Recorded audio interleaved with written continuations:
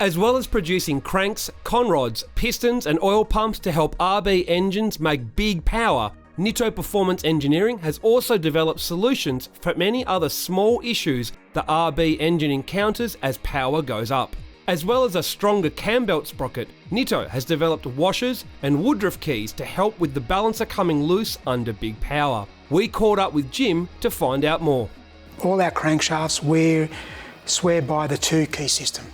We've kept the two-key system because there has been issues with the single-key system, whereas I've seen them where they can crack along the length of the actual snout because it compromises the integrity of the crankshaft. What we have introduced is we've got a billet keys, like little woodruff keys, which are actually billet keys which fit perfectly there.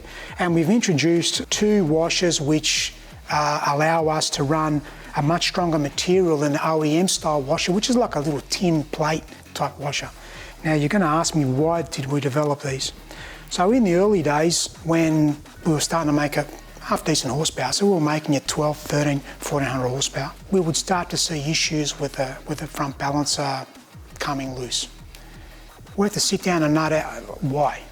We knew it wasn't related to the keys, because the keys are not there to stop the balancer from spinning. It's there to line everything up in phase. So we did sit down and work out that the OEM washers, which are again a thin tin material, once you did them up, if there was enough power in that engine and accelerated at enough speed and you use a particular balancer with a particular weight on it, those little washers would just squash. So we've gone, okay, well, we've got to come up with some idea that's going to fix that and stop the balancers from working their way loose. So in the early days, we had worked out that the reason why they come loose was because, one, those washers would squash. Two, the keys that were actually used, which are OEM keys, again, are just a really cheap mild steel. Like you could literally get it with a file and just dig one slice and you could dig into it. To eliminate the balancer coming loose issue, we had to do a couple of things.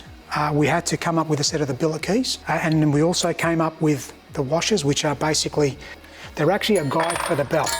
So the smaller washer goes on the inside, the larger washer goes on the outside, and in there would be your gear for your camshaft, belt and whatever else. Somewhere on there would be where the balancer goes, okay? Once you couple these two, the two woodruff keys, the billet woodruff keys, and a really good quality crankshaft bolt, which subsequently we use JHH's bolt, that ain't coming loose. You install it properly, you set it up properly, you tension it properly, you've got a balancer there for life. Once these are installed properly, we've never had an issue of a balancer coming loose again. We can say that. Why? Because we haven't sold one or two or three crankshaft, we've sold hundreds of them. And that's the feedback we get. So once we introduced this kit a few years ago, the balancer coming loose issue went to zero. Okay, so the small washer, one thing I just need to touch on.